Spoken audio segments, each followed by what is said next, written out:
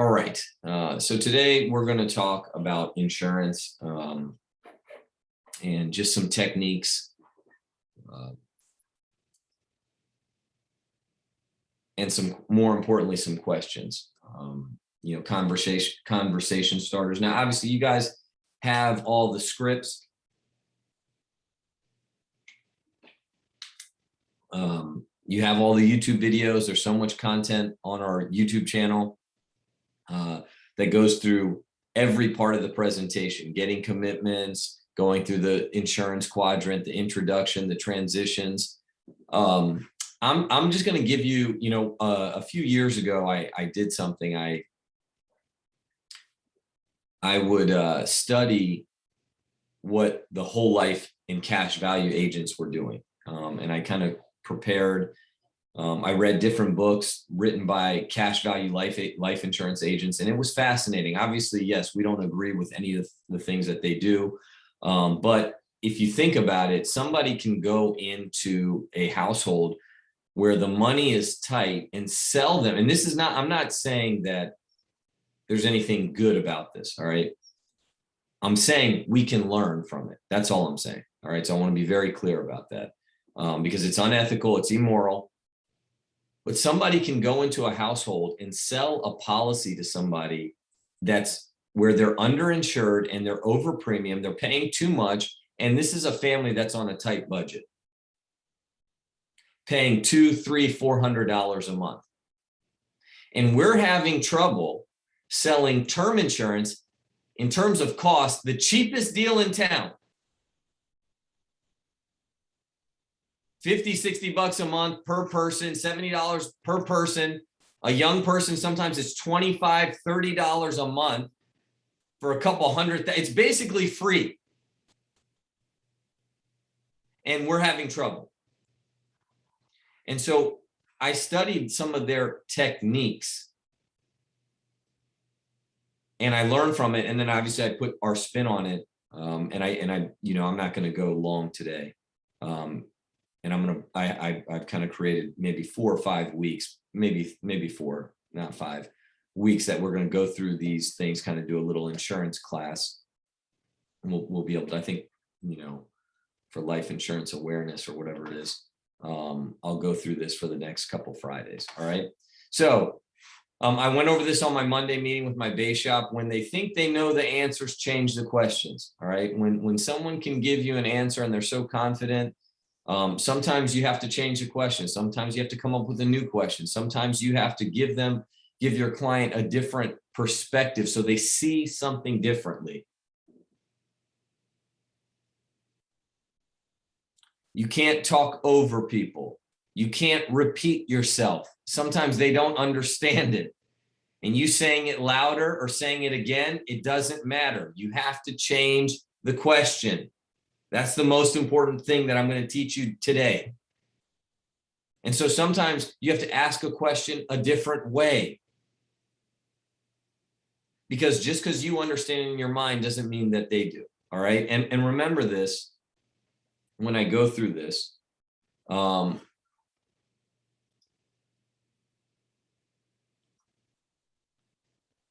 job is to protect dependents. Write that down.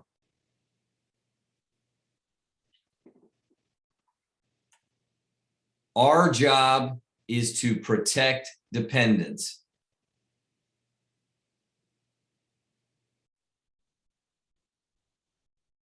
It's not, you can assist them with their budget. That's not it. Our job is to protect those kids, protect that spouse. Now, I'm going to help you learn different techniques and certain things to do. When I first started, I had these weird feelings about life insurance. I don't want to be an insurance salesman. And so I did a lot of different things. I got all my licenses, which everybody should do. And I felt investments was a better way to sell insurance, which it is. It's a great way. You can talk about financial independence. However,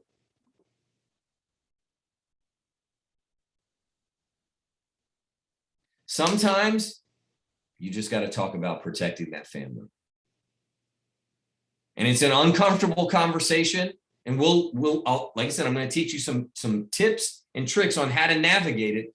But sometimes you got to really just go in there with love in your heart and protect that family, because life insurance is the foundation. It is sexy. It's a great product. Someone can pay $50, $60 a month and their family can have $500,000, $600,000. It really does protect the family. And for somebody that, I don't know, in the next year, we would have delivered over 100 death claims. 100 families have passed away in my entire career. And that's not a scary thing. That is just the numbers.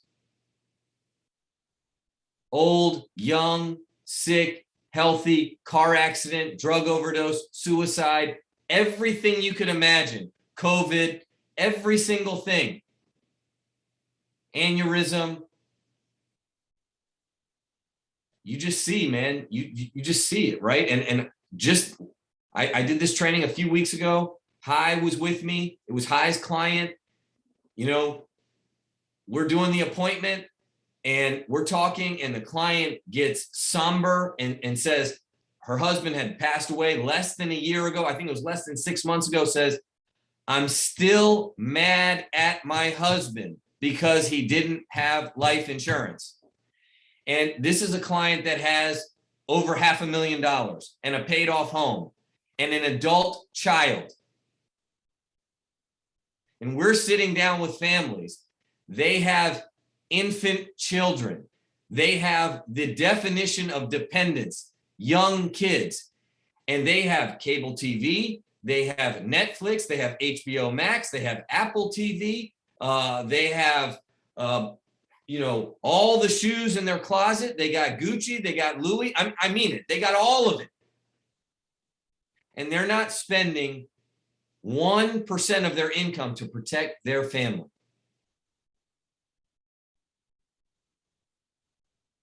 And so I know life insurance people get a bad name, and it is absolutely just because the life insurance industry, they are terrible, but that's not us. We're doing great work, and always keep that in mind when we're out there. We're protecting families, and we're passionate about it. We love it.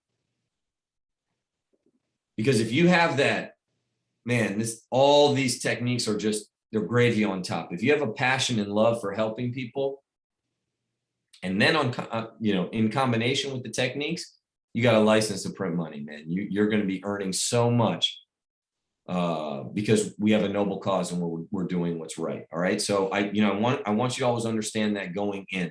That's why we always dissect policies. We're always so passionate about what we do, because we're out there. We're out there across, the Zoom or the kitchen table or, the meetings with families, and we're seeing, exactly what the insurance industry is doing to people. All right. So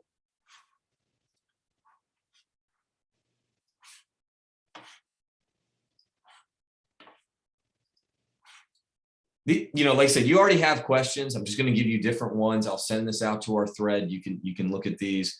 Like I said, I'll be adding on this every week. And we'll do this for at least probably this entire month. How much life insurance have you purchased to protect your family? Okay, that is a different question than how much coverage do you have. That is a different question in regards to, do you feel overinsured, underinsured, not sure. How much life insurance have you purchased to protect your family? It's a little bit more pointed.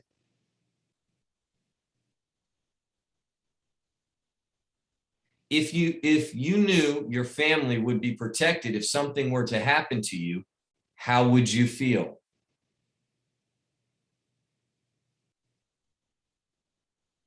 If you knew your family would be protected if something were to happen to you, how would you feel?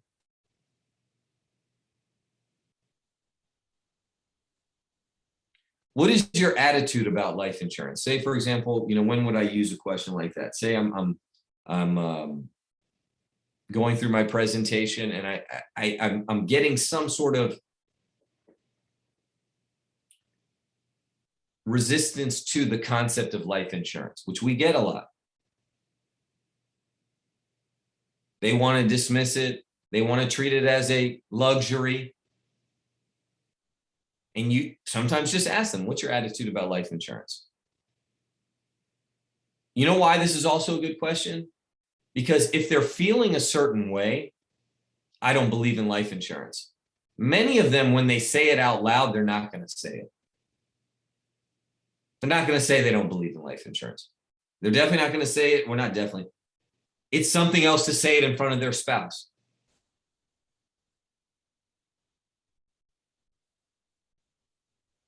How do you think your wife and family would feel knowing that they were protected if something were to happen to you?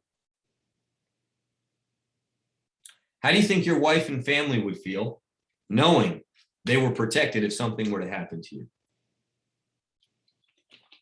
Why do we always put wife in there? Because usually it's the man in a traditional, husband-wife marriage. Usually, in my experience, it's the man that's kind of dismissing life insurance, but I have seen it the other way as well. But most of the time, the man doesn't think he needs it. Oh, I don't want to spend it. She'll be fine. She can get a job. She can live with her parents, whatever it is. How do you think your wife and family would feel knowing they were protected if something were to happen to you?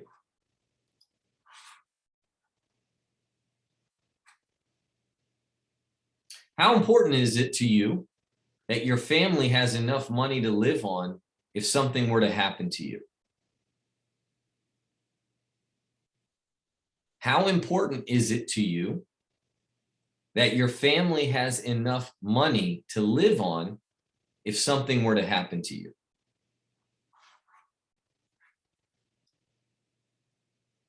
Who do you want to raise your children in the event of your death?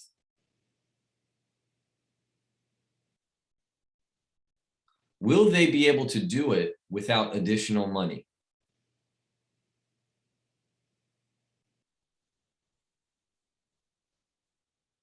Who do you want to raise your children in the event of your death? Will they be able to do it without additional money?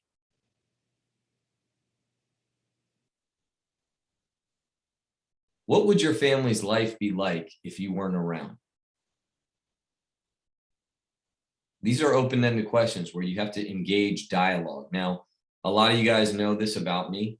When I first started and I would go and I'd sit down with people, I never ever wanted to be too direct talking about someone passing away. So I never would use the word die at the kitchen table, right? When I was sitting with somebody. And, I would use euphemisms. I would use nice ways to say die. If I say, oh, if you were to go on to heaven, if you were to pass away.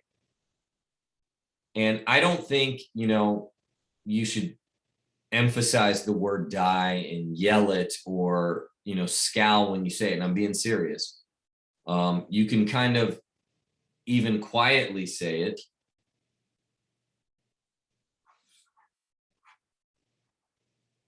Hold on, my mom's calling.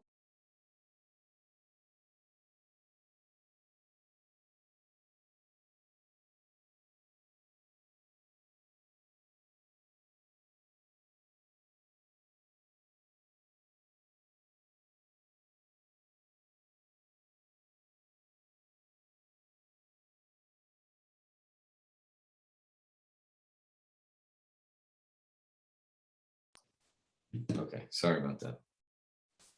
So I don't think that you should yell the word die, but sometimes if they're not taking it very serious, and this is a serious thing, you have to explain it properly. And you have to get comfortable talking about this. Now, you don't want to make this your entire presentation. You do want to talk about other products. Eventually, you do want to do carrybacks. You want to talk about referrals. You want to talk about our opportunity. You definitely want to talk about investments and other stuff. But when you're talking about insurance, you have to express the gravity of the situation.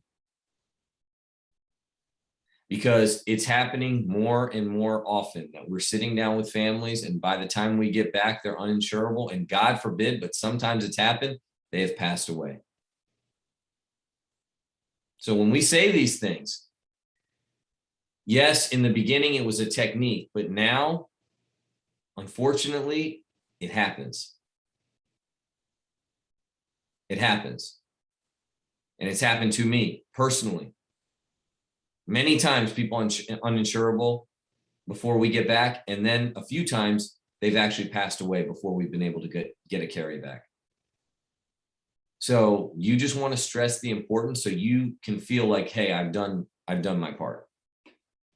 Who do you want to raise your children in the event of your death? Will they be able to do it without additional money? What would your family's life be like if you weren't around? Would your children still be able to go to college if you weren't around to help them pay for it?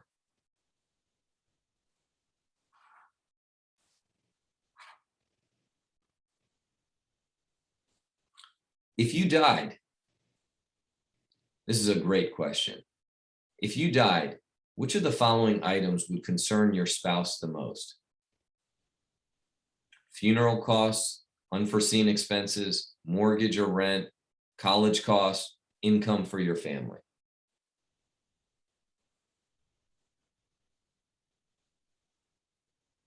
If you died, which of the following items would concern your spouse the most? Funeral costs, unforeseen expenses, mortgage or rent, college costs, income for your family.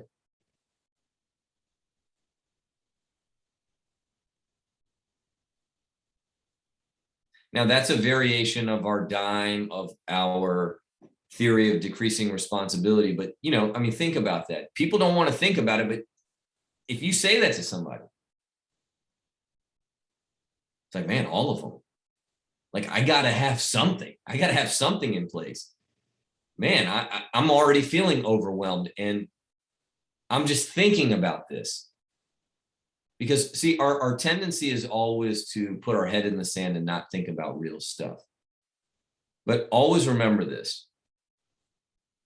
Success is not an accident. People that are successful, they make good choices, whether it's financially, time management, life choices, health choices. There's no accident. And the people that are prepared for an unforeseen thing, like death, and if it does happen, their family can continue on and have a great financial life. Just the financial part.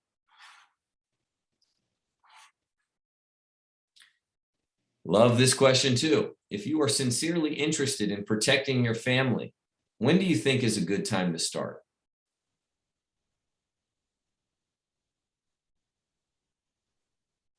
If you are sincerely interested in protecting your family, when do you think is a good time to start?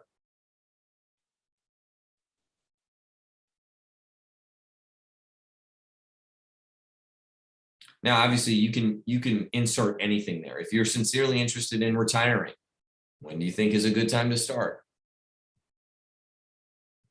What does your income pay for now? Who is dependent on your paycheck? Who would pay the bills if you were not around?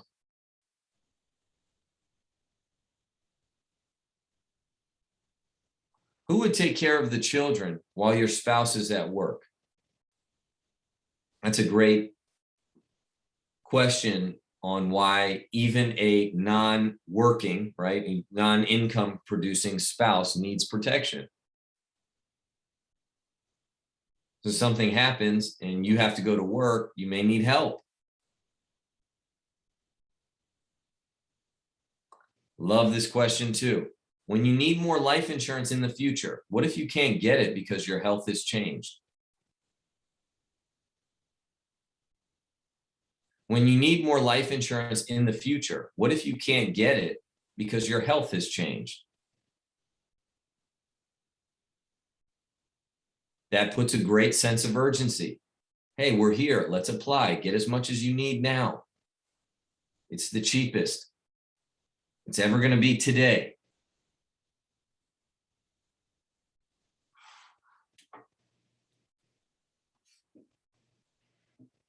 Let me ask you a few questions about your health, then we can see if you qualify. Obviously, that's a variation of our closing question, the qualification timeline, the process closed. Do you think that doing this would be the best thing for your family? No, I don't. Okay, why not? And you don't say it like that, but say, okay, why do you think that this wouldn't be the best thing for your family?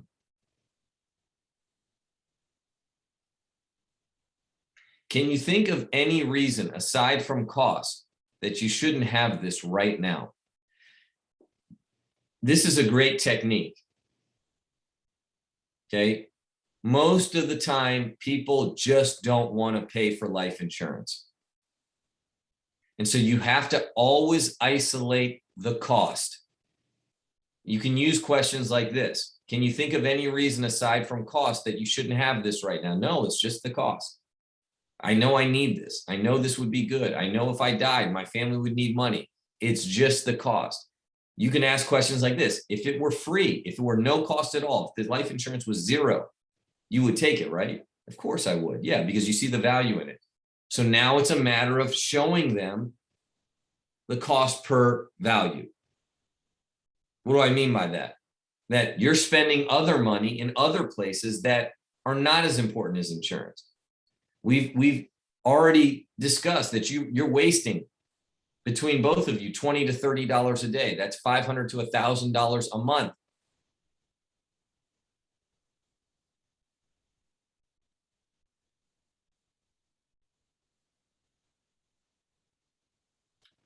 Why don't we get this started? Love that question too.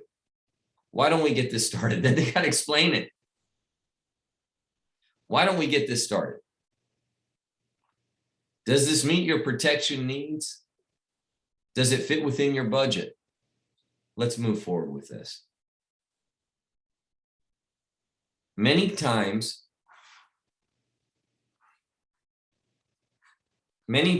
clients just need a nudge.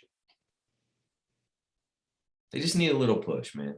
They're on the fence. You help them get off of it.